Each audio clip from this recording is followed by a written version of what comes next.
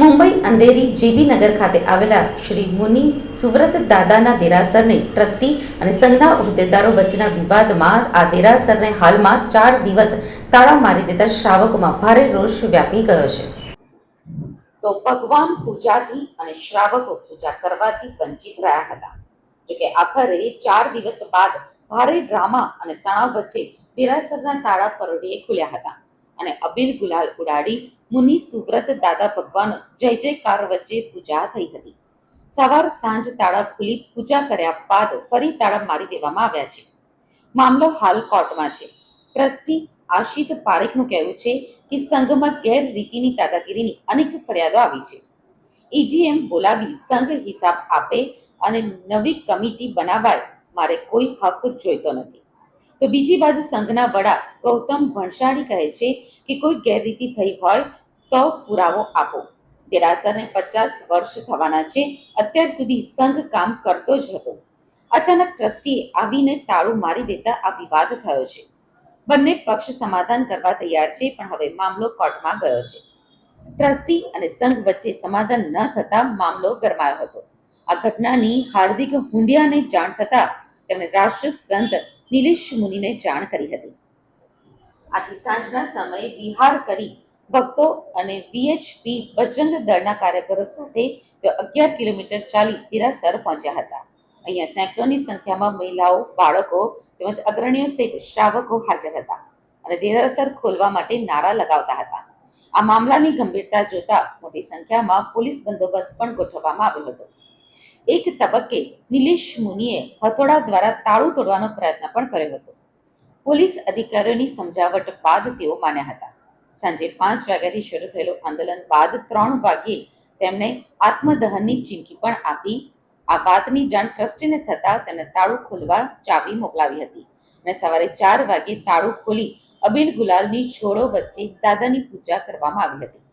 જોકે હજી પણ 2 સમય પૂજા કર્યા બાદ દેરાસરને તાળું મારી દેવામાં આવે છે.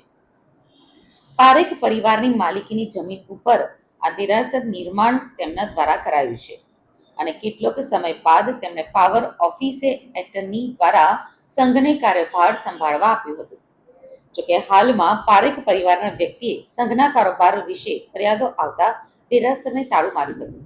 ત્યારબાદ સંઘની કમિટીએ તેની ઉપર બીજું તાળું માર્યું હતું. આથી શ્રાવકો અને મુનિ સુવ્રત દાદા પૂજાથી વંચિત રહ્યા હતા.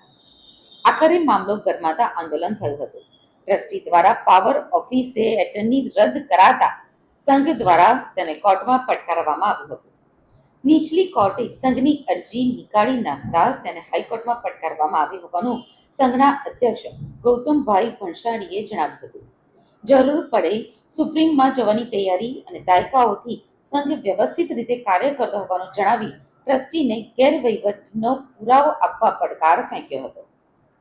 देखिए, जैन संस्कृति के अंदर ये बहुत पहली घटना है और घटना ऐसी है कि 2 दिन पूर्व मेरा महाराष्ट्र गौ रक्षा गौ संरक्षण अभियान है, उस कार्यक्रम के आमंत्रण देने के लिए मैं हमारे राजभवन में गया था, जहाँ पे राहुल नागरिकर जो हमारे विधानसभा के स्पीकर हैं, वहाँ पे मुझे हार्दिक भाई से, एक हार्दिक जो हुंडिया जो पत्रकार है, उनसे मेरी मुलाकात है. उन्होंने कहा गुरुजी, एक बड़ी दुखद घटना है कि 4 दिन से जैन मंदिर के अंदर ताले लगाए हैं.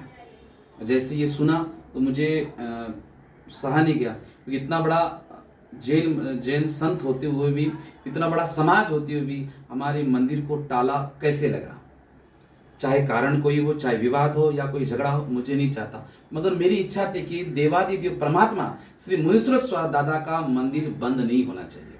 मैंने माननीय हार्दिक हुंडिया जी से बात की, क्योंकि आप पूछो, मैं वहाँ भी पूछो, तो हमारे सेवा फाउंडेशन के श्री रमेश जी जैन से कॉन्ट्रैक्ट हुआ, उनका नंबर नहीं था, तो प्रवीण जी के नामक प्रवीण जी राठौर ने वहाँ का नंबर दिया. फिर मैंने संघ वाले से बात की, गुरुजी आप यदि आ सकते हो तो बहुत अच्छा रहता. मैं वहाँ गया, बहुत सामाजिक और बहुत बड़े नेतागण और समाज के वरिष्ठ तो भी काम नहीं हुआ.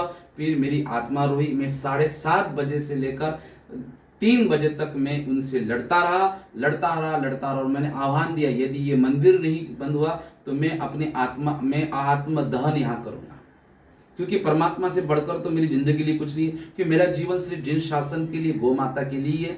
उसके बाद करते करते वहां पे कम से कम 20 पुलिस थे, 20 पुलिस करते करते 40 तक पुलिस वहां इकट्ठा हो गए।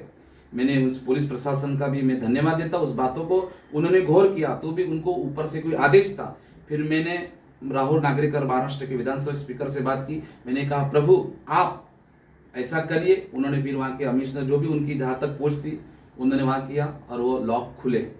सबसे पहले बात तो मैं बजरंग दल विश्व हिंदू परिषद से मैंने आरएसएस का मैंने 5 साल तक मैंने सनातन धर्म के लिए दिए, गोरक्षा के लिए दिए। आप एक दिन के लिए मुझे मेरे दादा के दरवाजा खोलने थे, इसीलिए पूरे विश्व हिंदू परिषद बजरंग दल के सभी युवा आए और परमात्मा के दादा का संघर्ष झेला और वो मंदिर कम से कम वो मेहनत रंग लाई, लोगों की मेहनत रंग लाई। वो कम से कम 4:30 बजे वो परमात्मा का जिनाले का मैंने लॉक किया, खोला, क्योंकि वो ताले कम से कम 3 दिन से बनते। वहाँ पे परमात्मा की पूजा और परमात्मा की अर्चना भी बंद हुई थी, इसलिए रहा नहीं गया। मैंने और मेरे प्रयास से मैं बजरंग दल विश्व हिंदू परिषद का हृदय हृदय से मैं उनका आभार मानता हूँ जिन्होंने धर्म रक्षा के लिए कार्य किया। साथ साथ में हार्दिक हुंडिया जी का भी मैं आभार मानता हूँ कि उन्होंने मीडिया का से संपर्क कराया और उनके सहयोग से मैं अंधेरी के अंदर आ पाया। मैं रमेश जी शाह एवं प्रवीण जी राठौड़ का भी धन्यवाद देता हूँ कि आपने मुझे इस धर्म कार्य के लिए प्रेरणा दी और मैं इस कार्य के लिए सफल रहा और मेरे दादा के मंदिर खुल गए। मैं चाहता हूँ कि चाहे कोई भी विवाद हो, कोई भी झगड़े हो, चाहे कुछ भी हो, मगर दादा के दरवाजे बंद नहीं होना चाहिए। इंडिया के अंदर कोई भी मंदिर है, बहुत ही शर्म की बात है इतना जैन समाज जागरूक होकर भी आज हमारे दादा को मंदिर को तौले लगे। यदि ये जैन समाज समय पे जागरूक नहीं हो तो ध्यान रखना एक भी जैन मंदिर, एक भी जिनालय नहीं रहेंगे। यहाँ तक जैन समाज यदि एकत्रित नहीं हुआ, जागरूक नहीं होता, आने वाले समय के अंदर जैनों की गिनती जीरो में कही जाएगी। इसलिए जिन शासन को भगवान महावीर को यदि करना चाहता हो तो ऐसे मंदिरों पे कदापि लॉक नहीं